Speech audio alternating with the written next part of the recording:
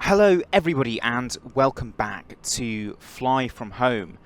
It's Kitty back here again with another one of these Microsoft Flight Simulator aircraft reviews, or in this case a Microsoft Flight Simulator First Impressions video. Now, those of you familiar with this channel know that I don't usually do these sorts of things. I usually jump in with all the data on an aeroplane that's already been released, and I've done all my research and test flights and all sorts of stuff, and I come out with loads of notes and conclusions and stuff, and we are going to do it for this aircraft. However, for the first time on this channel, we've actually gotten access to an aeroplane which isn't available for the wider market for you guys just yet. It is still in the final stages of development, and it is this rather lovely looking Just Flight, get the name right, Piper Warrior 2, or PA28161.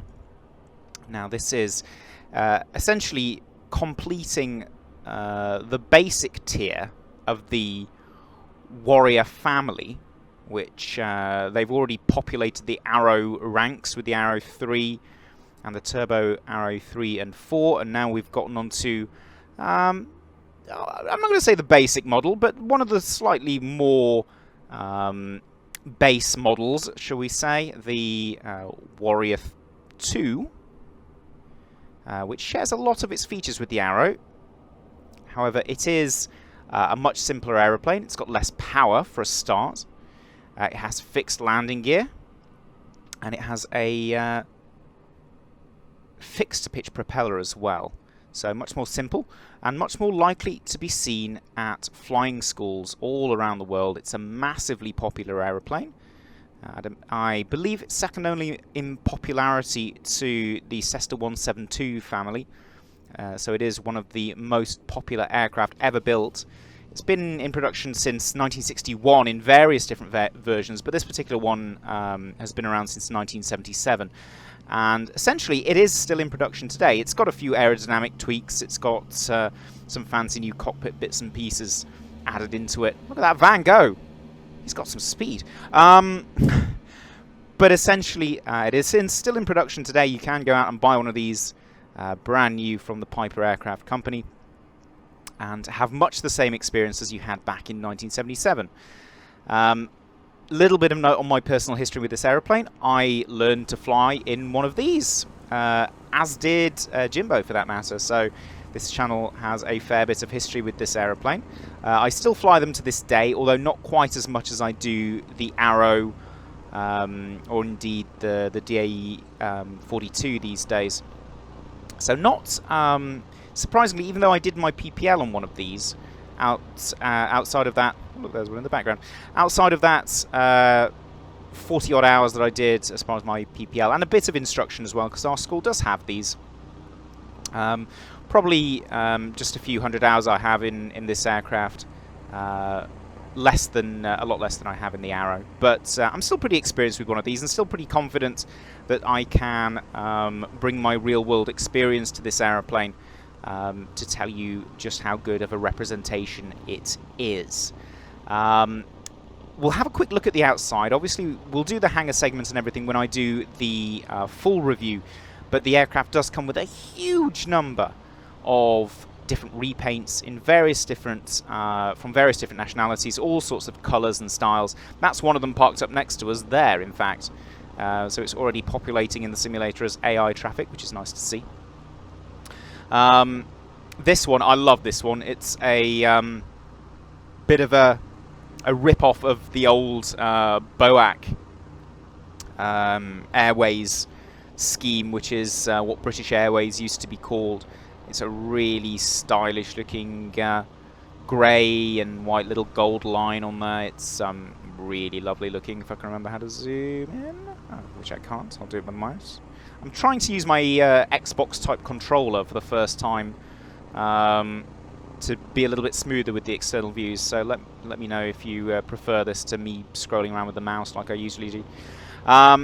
But yeah, as you can see, the external model of this airplane is lovely. It's very much in the same style and guise as the 2 arrows, or 3 arrows, should I say, that have already come out from Just Flight. It is a very faithfully and accurately modelled aeroplane. The rivets are all in the right places. The panel lines are all in the right places. It's got all of the antennas and the footsteps and all the little bits exactly where they need to be. It's been very faithfully reproduced in that sense.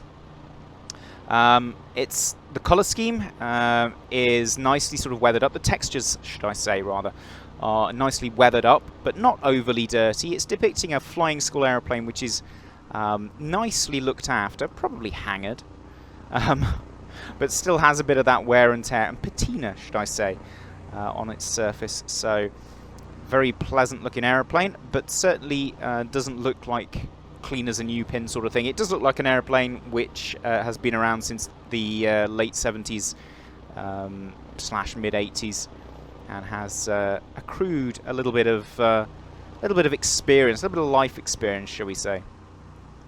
But yes, the outside of the aircraft, absolutely stunning looking. You can see some of the typical sort of Just Flight add-ons for ground equipment. So you've got the little tow bar on the front there, and the chocks in place as well. A set of chocks on each wheel, very privileged, and some nice little tie downs in the grass here. Quick note about where we are today before we crack on with the aeroplane. It is Humberside Airport, which is where we haven't been before on this channel. Certainly Microsoft Flight Simulator. I did a video of approaching here in an Arrow on P3D a while back. But I'm quite impressed with how faithful this is to the real airport. I've been here quite recently, actually. Okay, so that's the outside. It's lovely looking, and we'll pop inside now. Now, this is not a final build of this aeroplane, so I'm not going to be commenting too much on bugs and things that I've noticed. But one of them is that the external reg of the aircraft isn't reproduced on the little plaque here. So obviously that will more than likely change before the aircraft is released to you guys. The interior is fairly similar to the interior of the Arrow 3. It's this rather worn in, shall we say, red velvet looking stuff, which is very, very 70s and very, very Piper. And it does look like an aeroplane which has had a few years of service behind it. You can see the students haven't been wiping their feet getting in and out, and have trailed lots of grass in here.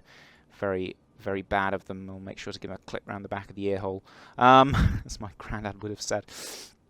But yeah, very. You'll recognise a lot of the interior from the Arrow. I think they have reused some of these textures in the best possible way, because obviously this is all stuff which is exactly reused in the real aeroplane, so there's no point just completely redesigning new features and new textures and things for this aircraft, between this aircraft and the Arrow. So you've essentially got the same stuff for the most part in the areas where you don't look at too closely. In the rear of the cockpit and things like that, but there are some new additions. It's definitely custom made for this aircraft. There are new textures and new bits of weathering and stuff, and it's all very, very nice. As is typical with Just Flight, the stuff that you look at in flight is incredibly high quality. The panel is stunning, and you can see we've got a traditional 6-pack steam gauge instrumentation here. And there's plenty of custom stuff here. Oh yes, there is a new autopilot. I've not tried this out yet. So there's plenty of custom-made stuff just for this aircraft in here. Start a warning light there. So you can see the panels of these aircraft are all kind of mass-produced together in the same factory with the same sort of gauge holes for the gauges and stuff. So for aircraft which, like you see, this is where the Arrow would have its manifold air pressure gauge. Obviously, a fixed pitch propeller, you don't need the manifold air pressure gauge. So they've just shoved the starter warning light down there, which is exactly what they do in the real aircraft. Obviously, we've got a carburetor heat in this aeroplane instead of a alternate air intake. Radio fit, I've fitted the GTN 750 mod again because I really do like this, but there are a lot of different options available. I'm going to go through what we can do with the little iPad in a second. Switches and the like, you can see we've not got a split switch for the wing anti-cols and the tail anti-collision beacon. So that is typical of Warriors. Not many of them have that option. I'm not sure if it was available as an optional extra from the factory or if people have retrofitted it. Some do have a split switch here that you can put the tail beacon on separately. But this is something that the Warrior that we have at my base at the moment has exactly this this configuration here. This aircraft, quite lucky because this airplane's fitted with a blower. So all this is an electric little fan that blows air out of the overhead vents and stops you cooking too hard in flight. One of the wonderful features of the Warrior is that the air vents are not particularly effective on the ground. You've got some little vents that blow. Let's see if I can move my seat. There we go. Some little vents down here with this rotating fairing on it. So you can spin this little plastic fairing to sort of blow cold air up your trouser leg, I guess, is all it's really good for. And then the sliding little metal piece on the top here is to turn the airflow on and off. Where these draw from is from these little intakes in the leading edges of the wing. Now, these work pretty reasonably well in flight while the aircraft is moving relatively quickly. However, on the ground, little to nothing comes through those because it's not really in the wash of the propeller. So they're quite useless, as are the overheads, because they, I believe, draw from this little intake on the top of the tail fin, and again, with no forward motion, nothing's going to be feeding into there. So the only option is for the long-suffering flying instructor to pop the door open and try and waft a bit of air in there. You can obviously pop the storm window open from the captain's side here and try and cool yourself down there.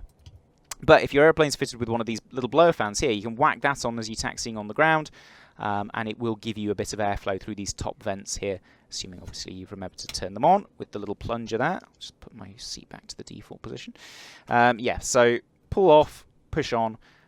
So as long as this is pushed in, you will get air through the two in the back there and through the two in the front there. So it's a very nice feature to have on one of these airplanes. Our one at work does actually have that, which I am eternally grateful for whenever I fly it. Pretty well-equipped little cockpit here. We've got an exhaust gas temperature gauge, which is inevitably broken on every flying school aeroplane you will ever see, apart from the really well-looked-after ones. This is obviously a well-looked-after one because this does work. We've got your basic sort of instrument fit. You've got a couple of omni-bearing indicators, OBIs here. You can fly this aircraft IFR if you want to. You can follow an ILS and all the rest of it. And you've got the dreaded relative bearing indicator over here, which is just the most basic NDB tracking instrument you're going to see in an aeroplane. Various different techniques you can do to try and work with that, but it's a good aid to situation awareness at the very least. It just points at the beacon and tells you where it is. Fairly well equipped aircraft, and we've got a DME over here as well, so that's pretty nice. Not that many flying school Warriors are equipped with a full fit of radio nav aid instruments. So, speaking of instrument fit, let's look at what we can do on the EFB here. So a lot of this is very similar to the Arrow. So we can do aircraft states, we can do ready for takeoff, ready for start, cold and dark. There is the panel saving feature in here. So you can launch the engine just like you can in the Arrows, especially the Turbo Arrow. However, it's much harder to do in this aeroplane because it's much simpler. So if you let the oil run down to nothing, then the engine will seize on you. But that will take quite a while, and obviously you'll need the state saving turned on here for that to actually start running down. But that's how you refill the oil here.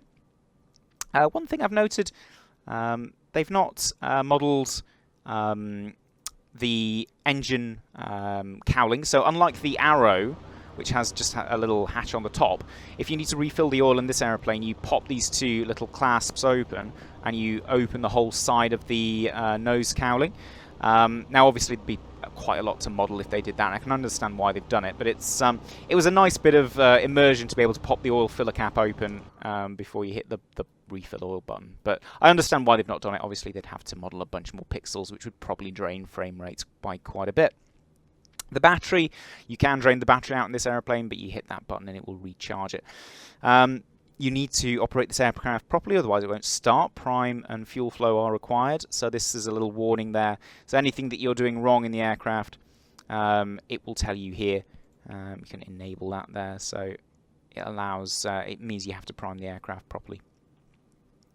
Copilot, so we can hit that and bring our little friend into the airplane with us here, but I've had enough of sitting with people in airplanes, so we'll get rid of him. You can see as you put him in, the aircraft sags down under his weight, so he's not just a visual feature. They actually add him to the weight and balance of the aircraft, which is just like arrows. So very good feature there. Nice little bit of realism.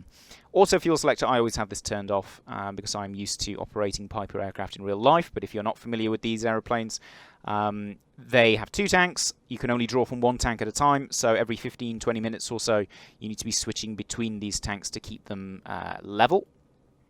Now, Just Flight have modeled an automated little script to do that for you every sort of, I'm not even sure of the time interval, 20 minutes, half an hour, something like that, so that you can just sort of forget about it and let the aeroplane fly along and not have to worry about it. I have it turned off because obviously I am a nerd and like to click the fuel selector for maximum realism.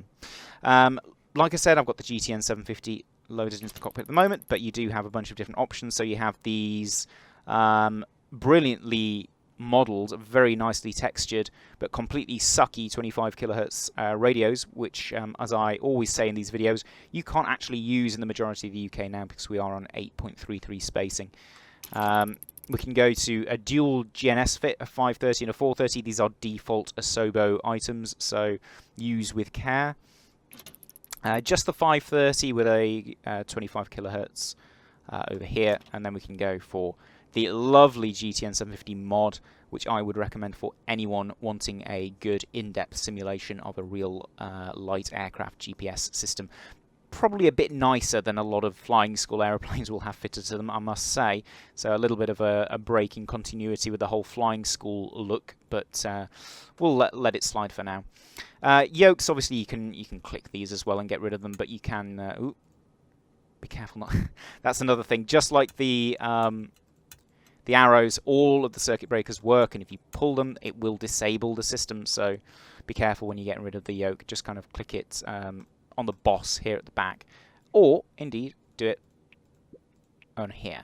Now, one thing that they've added, I think they've added sounds to this as you click. So, you hear that little noise? So they've actually added some clicky noises to that, which is it's quite nice. DI, so I've got the DI on this one, as most Warriors have, or you can put the slaved HSI, which is slaved to the magnetic compass here, which doesn't require any alignment, which is a lot nicer and it's a lot more IFR-able, but I'm leaving it on the DI today, mostly because I always leave the arrow on the HSI, so I thought we'd go with a different instrument, and also because this is more of a Warrior sort of thing. Door controls, so obviously we can pop the door open just like you can with the arrows, like that. It's lovely. Got the little strap in place here, which always breaks on most flying school aeroplanes. Seal it up, and obviously you can pop the baggage drawer at the back as well. Let's have a look at that. There we go. You can see the inside of the baggage compartment there. And the back of that bulkhead there, nicely modelled. Lovely. So we'll pop that close. Something which I really enjoy, for some reason, because I'm very childish, is... State saving disabled. State saving enabled. The most British bitching Betty warning system you're ever going to hear in your life.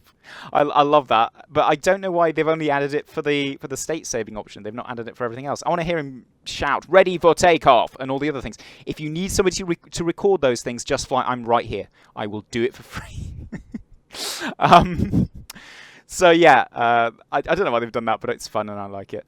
So yeah, that's all of the stuff you can do with the EFB. And let's hang on, wrong one.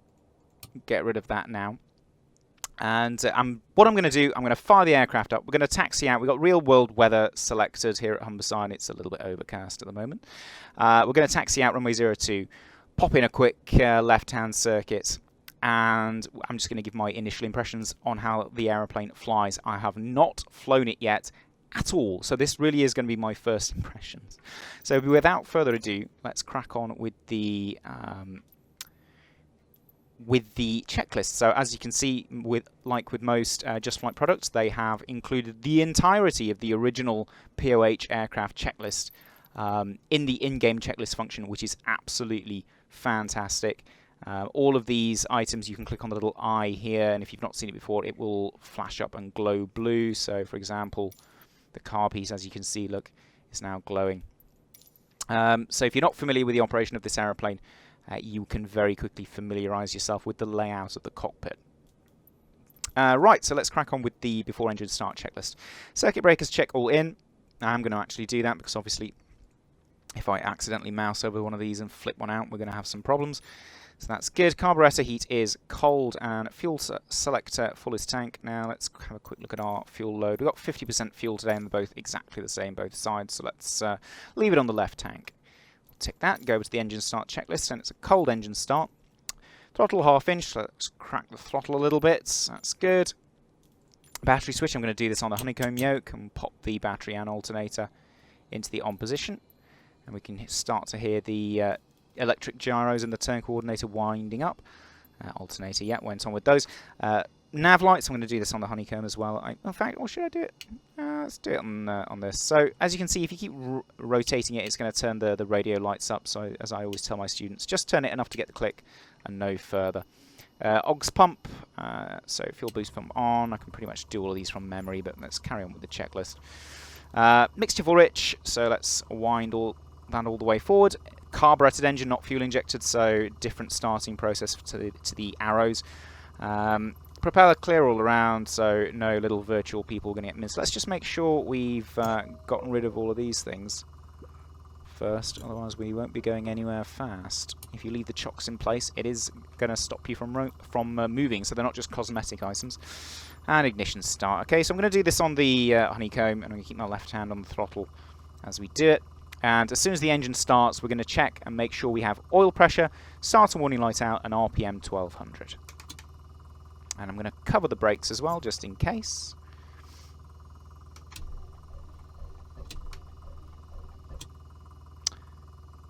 Cool.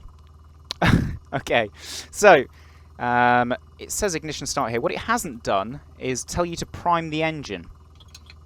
Now, on a cold day like this in the UK, well, relatively cold, it is still quote-unquote summer, I will give it about 4 primes.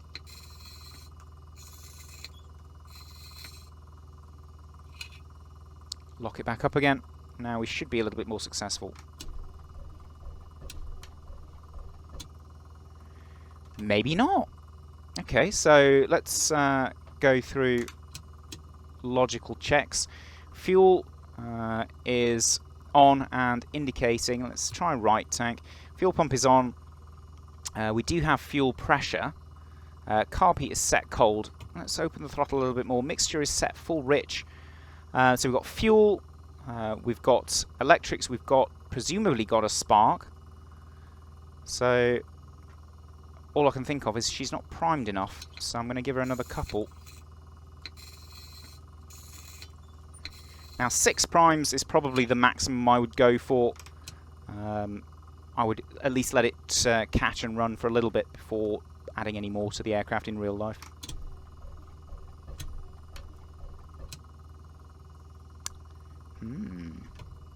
Interesting.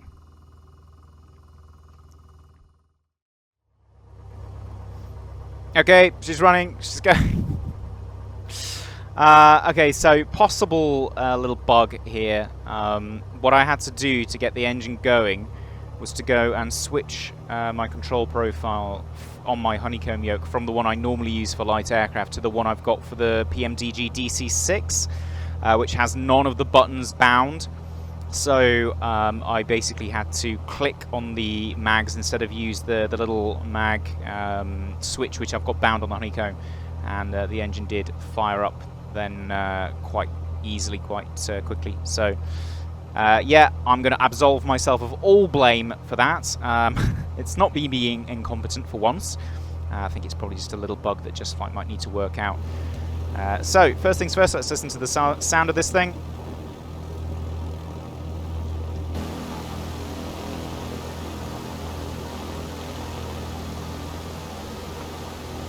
Yep, sounds like a PA-28 to me. Pretty good and immersive. So we'll set the altimeters the lazy way with the B key and get rid of that. I have, by the way, found out that Mr. British Bitching Betty guy does say cold and dark, ready for start and stuff like that when you click the state saving. Because in my desperation, I used the ready for start preset to see that if I hadn't done something completely silly while the aircraft wasn't starting.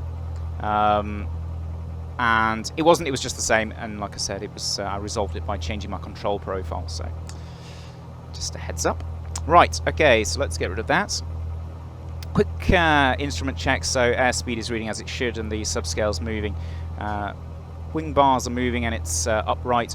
Altimeter set, reading airfield elevation, near enough. Let's pop the these on now because we can check these in a second.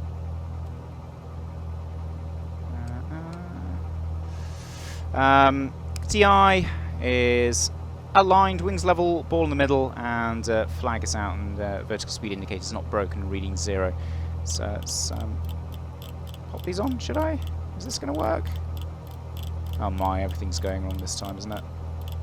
Or do we have an avionics switch that we need to hit somewhere? Let's put the fuel pump off now.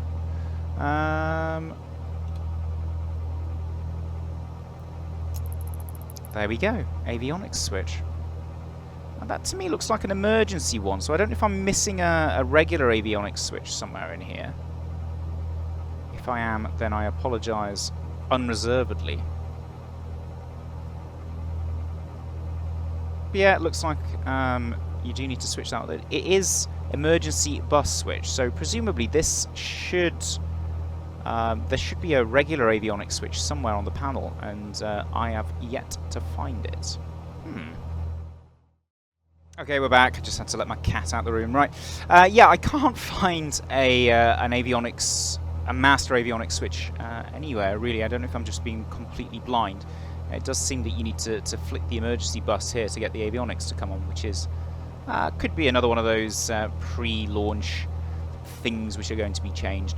So we can check the nav radios. I'll tune in, for example, the Humberside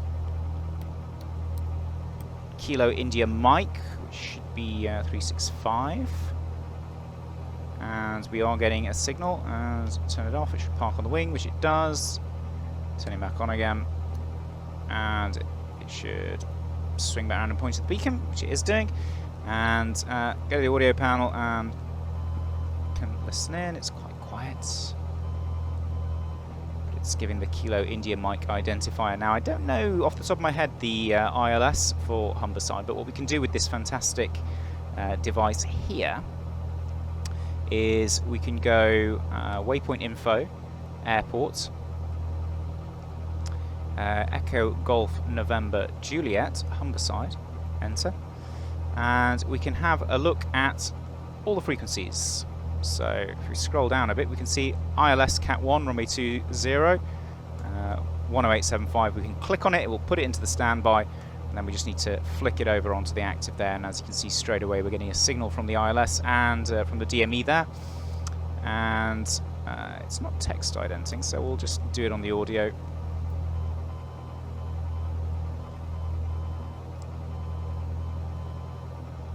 Go. We are getting an ident from that. So normally I would check that against the actual Morse identifier and also check the DME as well. But we're not flying IFR today, and I'm reasonably happy that they are working. So let's go, shall we? Without further ado, wasting far too much time. Idle throttle, release the parking brake, bit of power, and I'm going to add full back pressure on the yoke because we are on grass at the moment.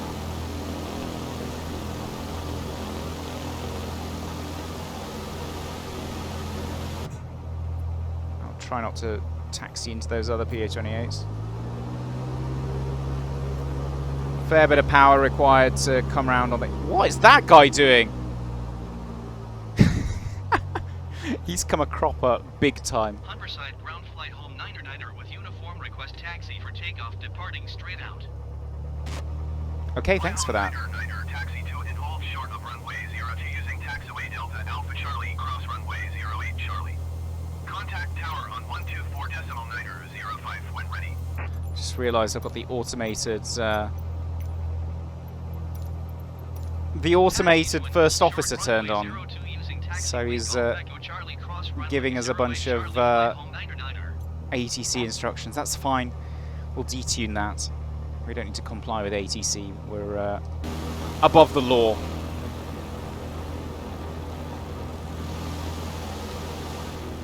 Now, I think what you do at Humberside is you taxi down the Grouse taxiway here, so we'll do that. Initial impressions on how she taxis is very, very nice. She's got a bit of weight to her. Doesn't feel like a paper aeroplane. Loses plenty of speed when you use the toe brakes, the differential braking to turn. And we'll do a quick taxi check as we're heading out here. Now, normally I go through the full power checks and everything, normally I would always advocate doing that, of course. But I tell you what, let's be a bit naughty and do them while we're taxiing, which is something that I would never recommend doing in real life, but it's something that we can do in a flight simulator. So first of all, we check our oil pressure and temperature are all in the green. This is very important. This has come off the stops before you start checking the power of the aeroplane. Revving the engine up to higher RPM because you could cause damage. I'm going to change fuel tanks. Carb heat is off. Okay, so I'm going to bring the power up. We're going to go to 2000 RPM. Controlling the aeroplane using the brakes. Not clever, this, especially on wet grass, if the grass is wet. Okay, T's and P's are green, no warning lights. Let's do the carb air check. So we're looking for about a 50 RPM drop from this, you'd expect. Which is exactly what we're getting. Fantastic. And back up again. And I'm just struggling to control the airplane, so let's come to a stop here. Mags, so we're looking for a 175 RPM drop with a max difference of 50 between the two, so that's left mag. That's 100, back to both, back up to 2000. Right mag, again, just under 100, and back to both. That's good. And we can now idle the throttle, check the idle, and she's going to be idling about sort of 600 to 800, and we're getting about 750 there, which is perfectly fine. And we'll go back up to 1200. So, and we're also checking that the engine doesn't run unduly rough at low RPM. So happy with that. Before takeoff checks, flaps are checked. Let's do our controls. So left hand down, left side up, other side opposite, right hand down, right side up, other side opposite, full aft, full up deflection, full forward, full down deflection, back to the middle, and everything else is neutral. Rudder we can't really check. We would normally check on the taxi, and I'll try and check it as we line up. Fuel pump can go on. Fuel's noted, COM1 is on and active, navs are all tuned and checked. Pointers and bugs we don't have. We can one last check of the DI, looks like it is behaving itself. And altimeter is set to whatever the QNH is, which looks to be 1017, which makes sense since I was flying earlier today, and I think it was about 1018.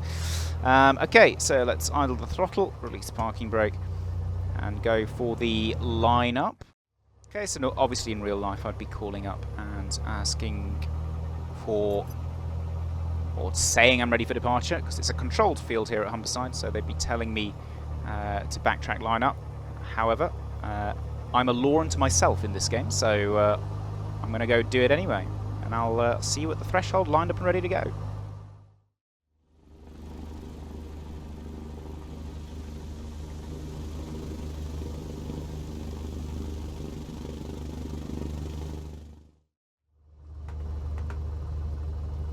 Okay, we're just approaching the end of the runway here. Obviously, because I'm an idiot, I've forgotten my normal set of lineup checks. So let's do them now. Approach path is clear.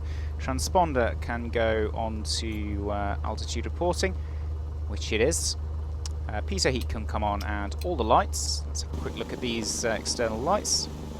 So, pretty similar to the lights that the Arrow now has. They've gone through a couple of different versions, these lights. And they do now look a lot more realistic than they did, especially the strobes. The landing light, it's still not the best looking landing light I've ever seen in Microsoft Flight Simulator.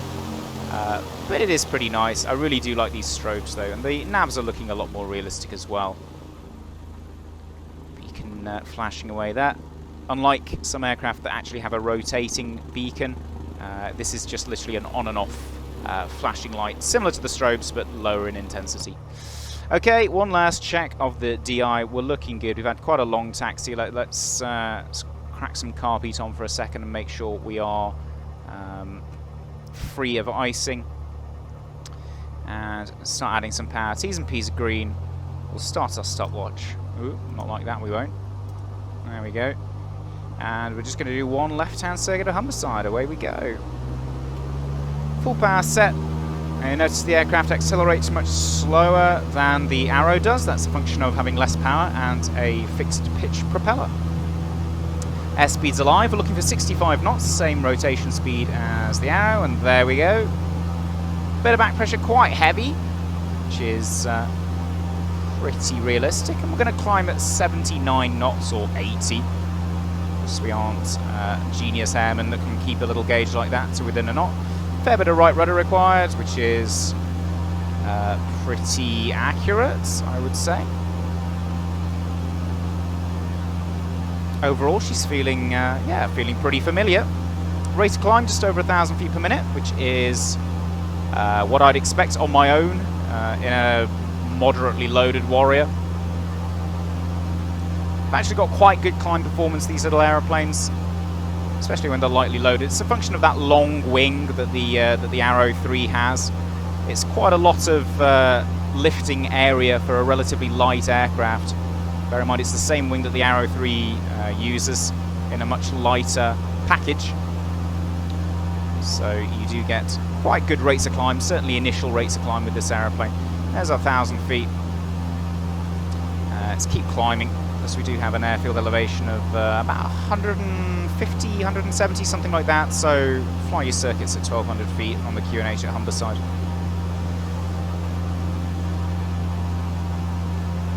There we go, and we'll level her off there. Now looking for the quarry. So we're going to fly just in between the quarry and the airport terminal building.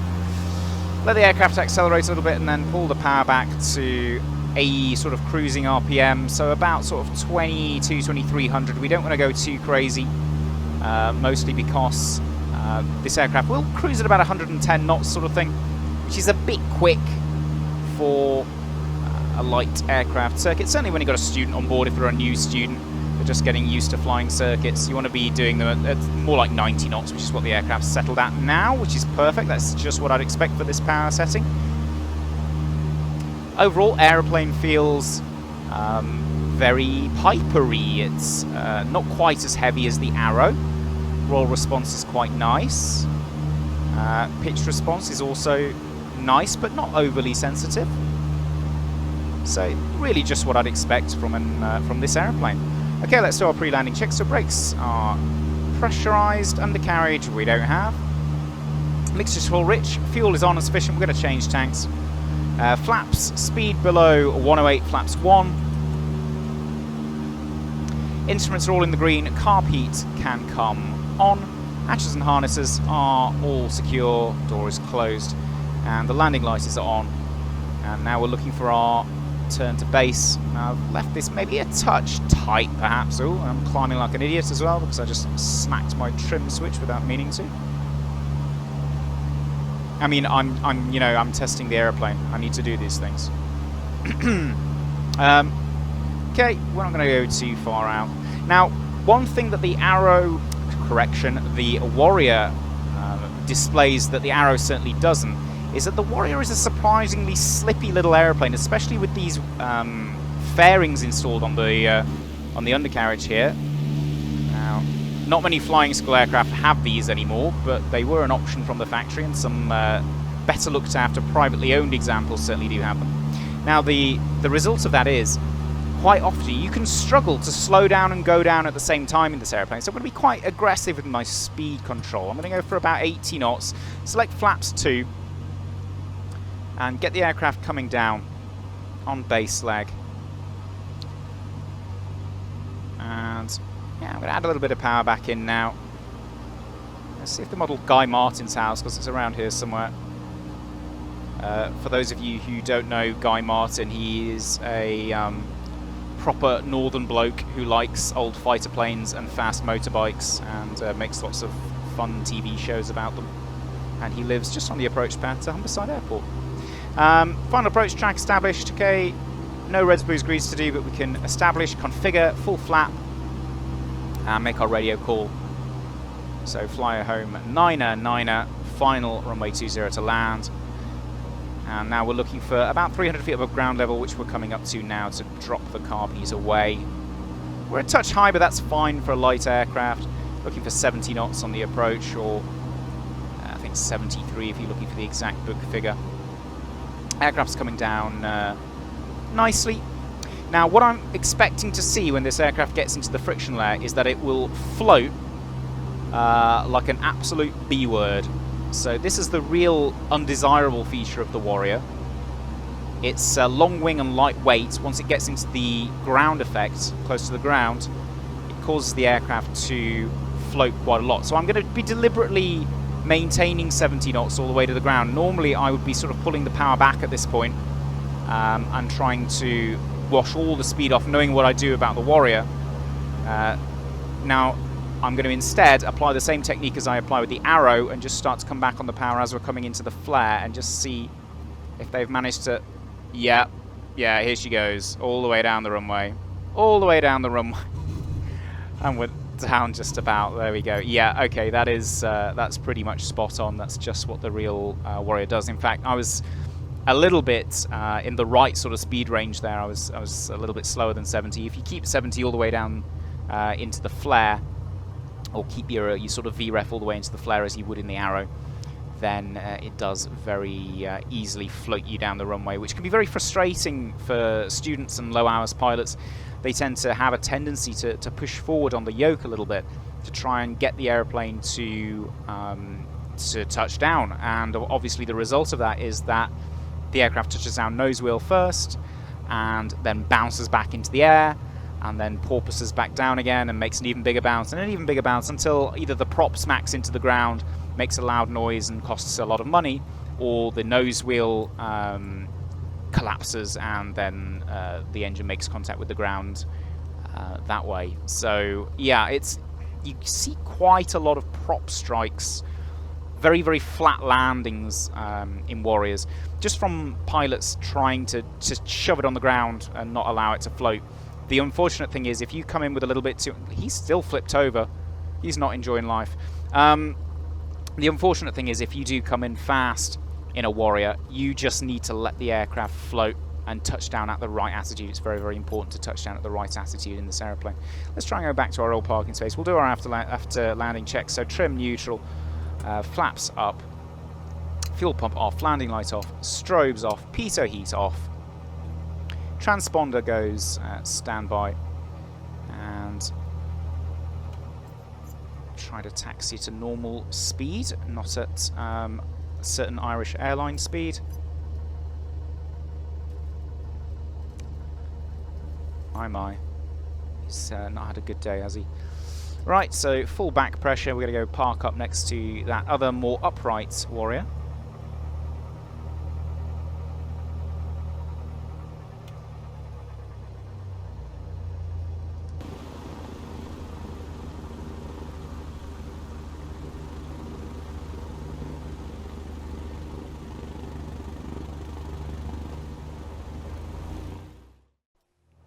Okay, so I'm going to flip the avionics master switch there. which knocks all our radios off all in one swoop, which is nice and handy.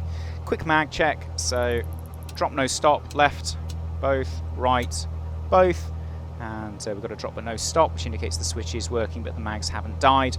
Idle throttle, and I'm going to bring the mixture back on my throttle, and of course it does this thing because Microsoft, and there we have it, my first ever flight in the Just Flight Warrior, and what a fun experience, minus the funny starting bug. So I would say initial impressions, very impressed with the aeroplane. It flies very smoothly. It certainly feels very, very reminiscent of the real aircraft in terms of how it feels, in terms of rate of roll, pitch, the weight that the aircraft's got both in the air and on the ground. It's got the floaty syndrome, which is absolutely the sort of defining feature of the Warrior for me. It's one of the reasons why I usually say, for teaching people their PPL, this maybe isn't the best aeroplane because it can be a little bit tricky to fly at times. Certainly on hot days when there's a lot of thermals and the runway's very hot and you're getting into that friction layer, the aeroplane just turns into a hovercraft, which isn't amazing for low hours solo students.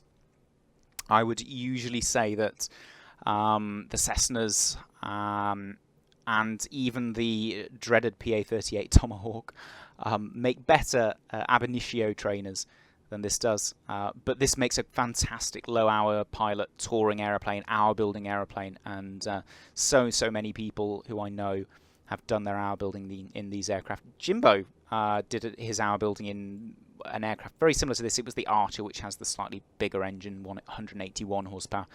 But yeah, very similar to this aircraft. So yeah, it's a fantastic touring aeroplane, and I think this is going to be a fantastic touring aeroplane in Microsoft Flight Simulator. Obviously, few little things to work out. The aircraft's not quite ready for release just yet, but don't worry, we will be touching on this aeroplane again closer to release date. Once we've got a final release build, we'll be going out and doing the full in-depth review with the POH performance comparisons. We'll be testing out autopilot. We'll be testing out all the different stuff you can do in the aeroplane with stalling and all of that stuff. In the meantime, I'm going to go off and test all of those things on this build just so I can get an idea. And I'll leave you with your thoughts. Please put in the comments what you think of this aircraft. Do you think it's worth getting when it comes out? Have I whetted your appetite sufficiently? And let us know for any sort of future ideas for videos you want to see. Thank you everyone for continuing to support the channel. If you do enjoy these videos, please consider giving it a thumbs up, give it a like, and maybe even consider subscribing to the channel. And I will see you next time. Thank you very much. Bye-bye.